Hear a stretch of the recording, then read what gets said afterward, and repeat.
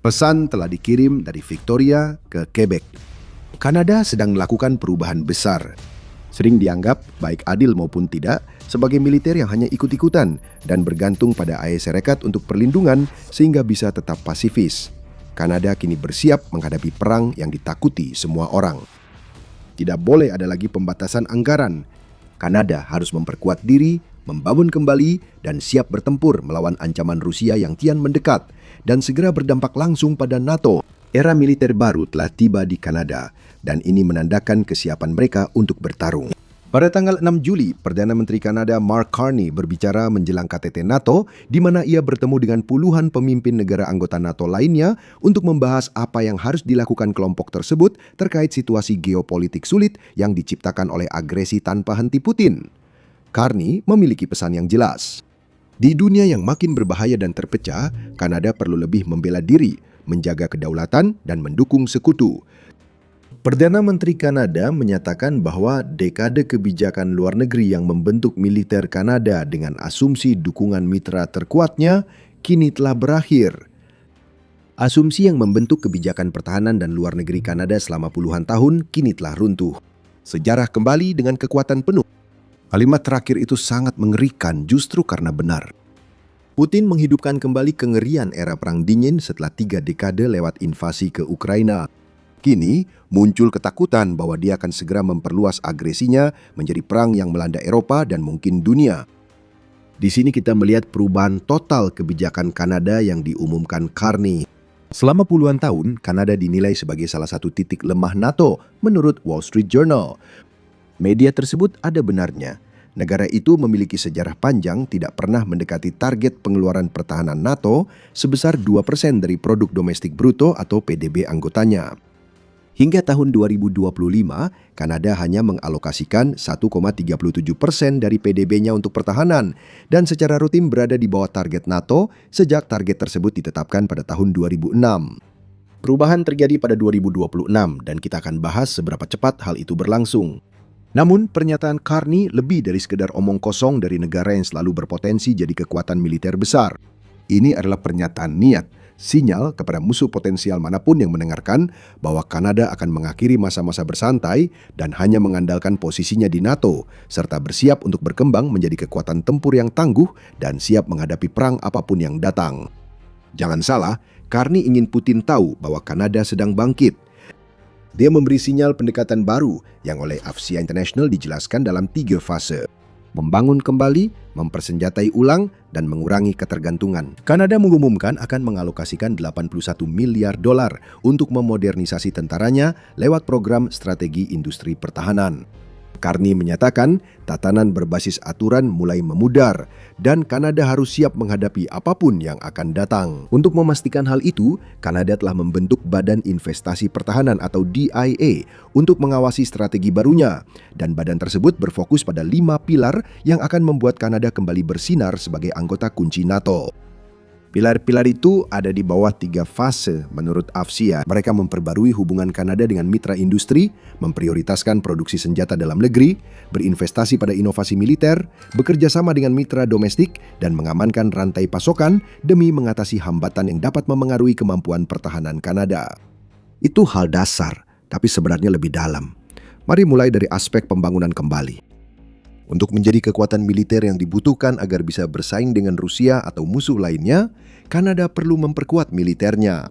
Itu bermula dari perekrutan, disinilah Kanada mulai menonjol.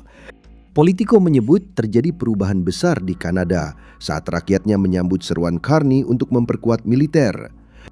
Perubahan tersebut meningkatkan jumlah warga Kanada, khususnya generasi muda yang mendaftar di Angkatan Darat Kanada. Dalam setahun terakhir hingga musim panas 2026, pendaftaran naik 13%. Sebagian karena Kanada menawarkan kenaikan gaji 20% dan menjanjikan layanan sosial serta perumahan militer lebih baik bagi pendaftar.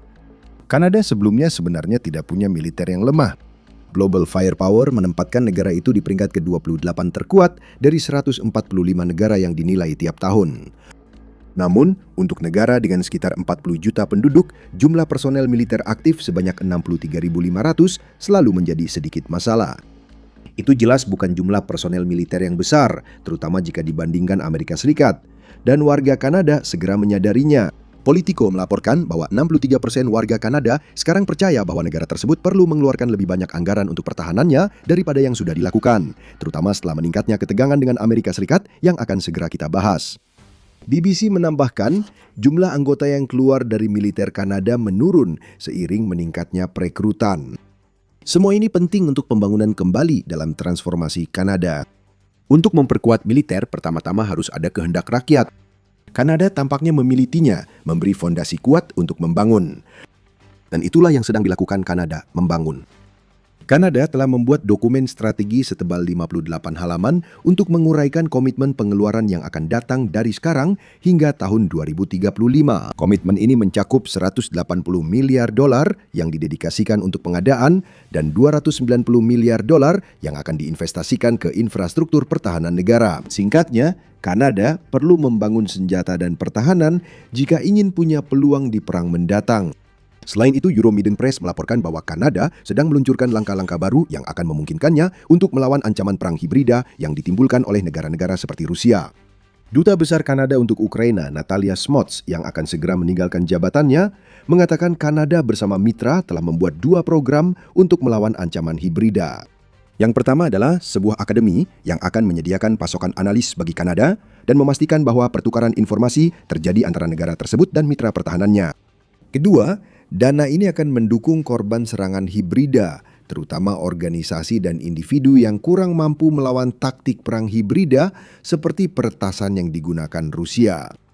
Sekali lagi, semua ini adalah pekerjaan mendasar yang sangat penting untuk pembangunan kembali. Namun, selain membangun, Kanada harus melakukan hal penting yang harus dilakukan semua militer jika mereka ingin dihormati oleh kekuatan-kekuatan yang ingin mengancam mereka, yaitu mempersenjatai kembali. Personel dan program baru bagus, tapi tak banyak berarti melawan militer Rusia yang lebih besar. Yang menarik perhatian Putin dan musuh Kanada lainnya adalah senjata dalam jumlah besar. Sebelum membahas persenjataan ulang dalam pendekatan baru Kanada terhadap pertahanan, ingat Anda sedang menonton The Military Show. Kami membuat video yang membahas bagaimana kekuatan bergeser dan dinamika geopolitik yang berubah yang memengaruhi kita semua. Jika Anda baru di sini, tekan tombol subscribe dan aktifkan lonceng notifikasi untuk melihat lebih banyak video harian kami. Mari bicara pengeluaran. Kanada tertinggal dari anggota NATO lain soal pengeluaran selama bertahun-tahun, dan 2026 akan jadi pertama kalinya dalam waktu lama negara itu mencapai target pengeluaran NATO. Akan ada lebih banyak lagi. The Wall Street Journal melaporkan anggaran pertahanan Kanada 2025 menjanjikan tambahan 60 miliar dolar hingga 2030 untuk memperkuat angkatan bersenjatanya. Kanada juga setuju mencapai target baru NATO, yaitu pengeluaran 5% dari PDB paling lambat pada 2035. Target ini dicapai dengan mengalokasikan 3,5% PDB untuk pertahanan dan 1,5% dari PDB untuk investasi penting terkait pertahanan dan keamanan, termasuk program penanggulangan perang hibrida yang telah disebutkan. Beberapa pihak mengkritik kurangnya transparansi dalam rencana pengeluaran pertahanan Kanada, meski Menteri Keuangan François-Philippe Champagne menyatakan rincian akan diberikan saat Kanada melangkah maju. Kami tidak punya alasan untuk meragukan Champagne. Kami juga punya banyak petunjuk kemana Kanada akan mengalokasikan sebagian besar dana untuk persenjataan ulang dalam rencana ini. Namun, Kanada ingin lebih terlibat dalam rencana pertahanan Eropa. Desember 2025, Kanada mencapai kesepakatan akhir untuk bergabung dengan program Security Action for Europe, SAFE, Uni Eropa. Program senilai 171 miliar dolar ini disebut Politico sebagai skema pinjaman persenjataan, memberi Kanada akses ke proyek yang dibiayai bersama dan memungkinkan perusahaan Kanada menawar pekerjaan di bawah program SAFE. Dengan kata lain, program ini mendukung beberapa pilar dari rencana pertahanan baru Kanada, termasuk penguatan hubungan dengan mitra yang sudah ada dan pengembangan sektor manufaktur pertahanan dalam negeri Kanada. Tapi itu baru permulaan. Dalam hal pengeluaran langsung untuk persenjataan baru, Kanada belakangan ini sedang gencar-gencarnya berbelanja. Berita utama sejauh ini muncul pada 6 Juli. Saat itulah muncul berita bahwa Kanada telah sepakat untuk membeli 12 kapal selam dari Jerman dalam kesepakatan yang oleh BBC disebut sebagai yang terbesar dalam sejarah untuk jenisnya. Kesepakatan ini membantu Kanada mengatasi masalah utama Angkatan Laut karena hanya 1 dari 4 kapal selam yang benar-benar layak berlayar. Hal ini juga mendukung pilar penting bagi Kanada dalam membangun kapasitas manufaktur pertahanannya. Kesepakatan yang telah disetujui namun belum diformalkan ini membuat Kanada memilih TKMS sebagai pemasok kapal selamnya. Perusahaan itu fokus membangun kapal selam non-nuklir, jadi Kanada tak akan berinvestasi pada kapal selam kelas atas. Namun, itu bukan hal utama. Yang penting, Kanada akhirnya berinvestasi setelah lama membiarkan angkatan lautnya kesulitan dengan kapal selam yang kurang memadai. Setelah selesai, 12 kapal selam ini memungkinkan Kanada mengoperasikan 3 kapal selam sekaligus, sementara kapal lain dapat dirawat atau dipelihara. Kapal selam itu akan bisa beroperasi di bawah es. Bagi negara yang memprediksi konflik dengan Rusia di Arktik, ini sangat penting. Kesepakatan ini masih dalam tahap awal, dan kita belum tahu berapa banyak yang akan dikeluarkan Kanada atau kapan mereka akan menerima kapal selam tersebut.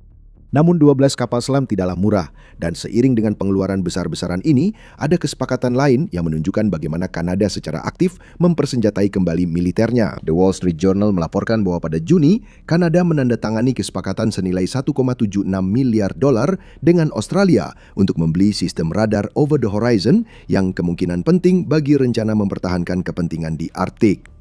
Diduga Kanada mungkin mempertimbangkan membeli jet tempur Gripen dari Swedia usai kunjungan keluarga kerajaan Swedia ke Kanada. Rumor itu muncul setelah Kanada menunda kesepakatan untuk membeli 88 F-35 dari Amerika Serikat pada tahun 2025 karena ketegangan politik yang sudah kita sebutkan. Masih ada lagi, pada Maret, Kanada menyetujui kesepakatan 307 juta dolar dengan Colt untuk membeli 30.000 senapan baru untuk Angkatan Darat yang seluruhnya akan diproduksi di Kanada. Kesepakatan ini juga memberi Kanada opsi membeli 35.000 senapan tambahan, sehingga Kanada akan mengganti senapan yang telah dipakai selama 35 tahun.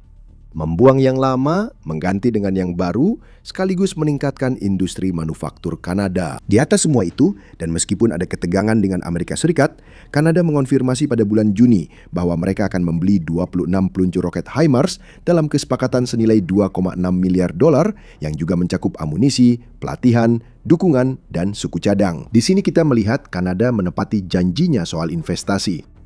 Dan ini baru permulaan. Tahun 2026 adalah tahun di mana Kanada akhirnya mulai memenuhi kewajibannya kepada NATO dan mereka hanya akan mengeluarkan lebih banyak dana lagi setelah ini. Kapal selam baru, jet tempur, senapan, radar, dan peluncur roket semuanya akan memperkuat dan memodernisasi militer yang sudah terlalu lama stagnan. Dalam beberapa bulan dan tahun ke depan, kita akan lebih sering mendengar tentang Kanada yang menghabiskan miliaran dolar untuk senjata baru. Kita pun tiba pada R ketiga dan terakhir Kanada, yaitu ketergantungan. Secara khusus, ini semua berkaitan dengan sesuatu yang sudah beberapa kali kita singgung sebelumnya. Kanada sedang berusaha melepaskan ketergantungan pertahanannya dari Amerika Serikat sebisa mungkin agar bisa berdiri di atas kakinya sendiri. Ini tidak berarti Amerika Serikat dan Kanada akan benar-benar putus hubungan.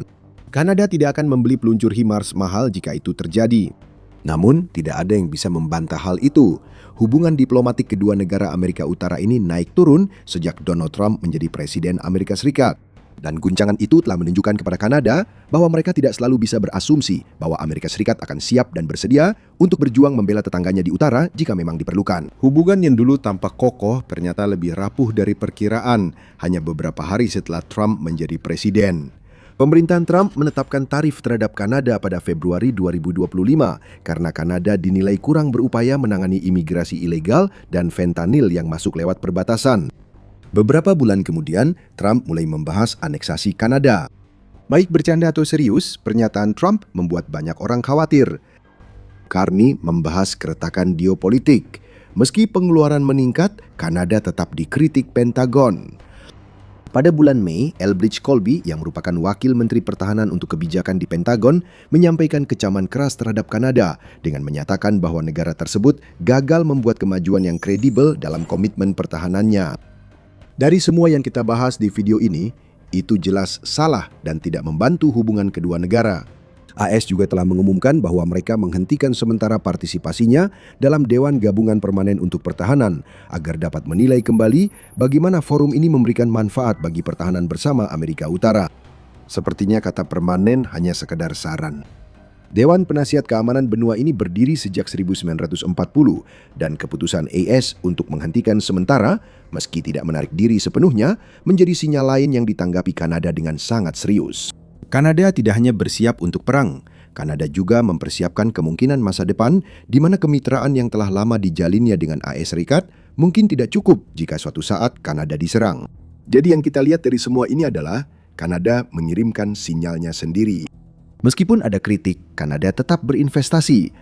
Militer Kanada terus memperkuat diri setiap bulan agar siap menghadapi perang yang diharapkan tak pernah terjadi. Tapi, siapa lawan perang itu? Masih perlukah kita bertanya begitu?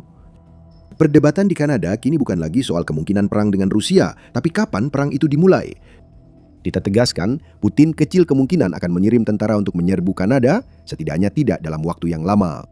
Perang berikutnya setelah Ukraina kemungkinan besar akan terjadi dulu di Eropa.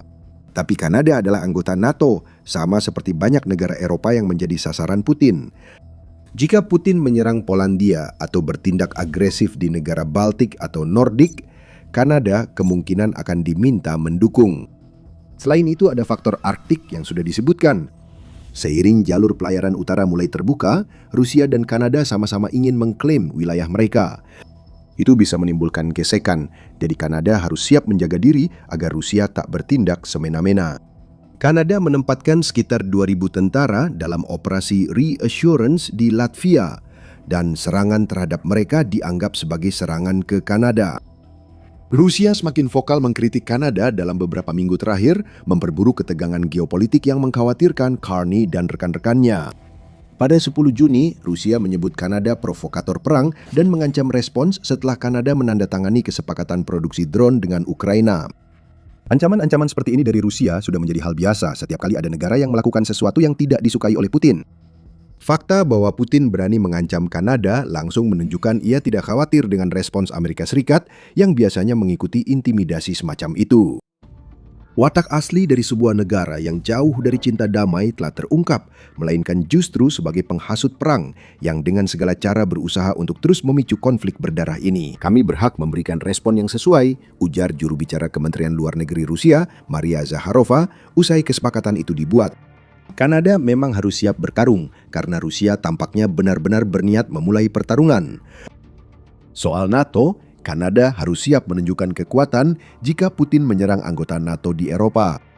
Rusia memprovokasi negara Baltik, Nordik, dan Polandia pada akhir Juni hingga awal Juli. Polandia mendapat peringatan dari Amerika Serikat bahwa Rusia merencanakan serangan besar, mulai dari serangan drone hingga serangan darat dalam beberapa minggu ke depan. Beberapa pihak di NATO, termasuk Kepala Staf Angkatan Darat Jerman Christian Freuding, percaya Rusia akan siap menyerang anggota NATO pada akhir dekade ini, bukan sebelumnya. Jika itu terjadi, Pasal 5 akan diaktifkan dan Kanada akan dipaksa untuk membantu negara yang diserang. Dulu Kanada tidak akan siap, tapi kini mulai berubah. Kanada sekarang sedang bersiap untuk memainkan perannya dalam perang yang semua orang takutkan akan datang, dan persiapan itu baru saja dimulai. Seiring dengan meningkatnya pengeluaran, Kanada akan berubah dari negara dengan kekuatan militer kecil menjadi kekuatan yang patut diperhitungkan, dan Kanada akan melakukannya dengan atau tanpa hubungan khusus yang telah dimilikinya dengan Amerika Serikat selama beberapa dekade. Bagi Ukraina, Kanada yang lebih kuat berarti NATO yang lebih kuat, dan itu hanya bisa menjadi hal yang baik saat Ukraina mempertahankan diri dari invasi Rusia. Dan berbicara tentang hal-hal baik dari NATO, aliansi ini telah melakukan sesuatu yang besar yang mungkin saja menjamin Ukraina dapat terus berjuang selama bertahun-tahun ke depan. Jika Anda ingin mengetahui apa itu, silakan tonton video kami. Jika Anda suka video ini, jangan lupa berlangganan dan aktifkan lonceng notifikasi agar tidak ketinggalan The Military Show berikutnya. Terima kasih sudah menonton.